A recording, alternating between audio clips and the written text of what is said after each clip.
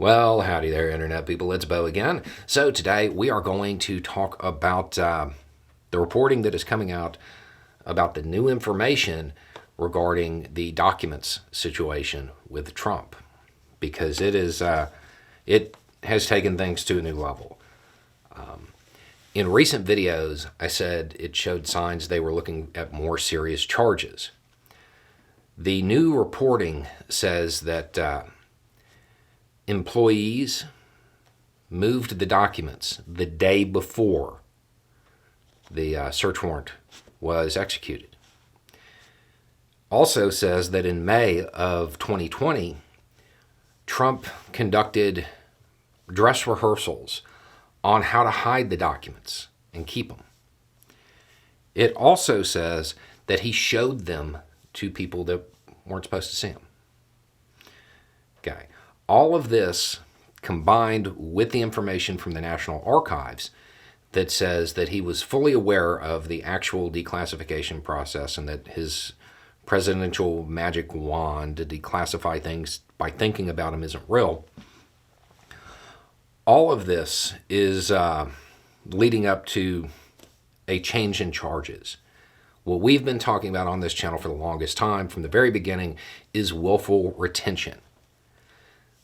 He might also now, if this reporting is accurate, be looking at things like obstruction, dissemination, and the reporting seems to suggest that he coordinated with other people to do this, which brings it to conspiracy.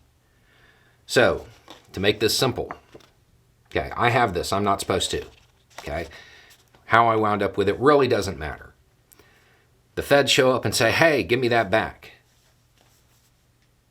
No, I'm not going to do that. Willful retention.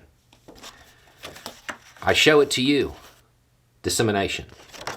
I hide it and make it hard for them to get it back. Go out of my way, make statements, stuff like that. Obstruction.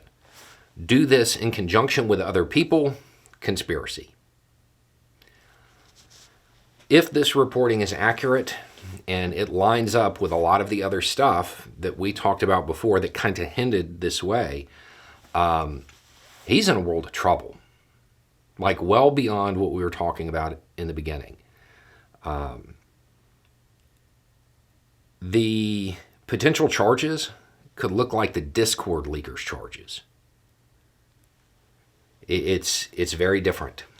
If he showed those documents to people, which, I mean, from the beginning we said it was a possibility, and he actively attempted to conceal them while the feds were attempting to get him back, and he did it in conjunction with other people, it's well beyond willful retention.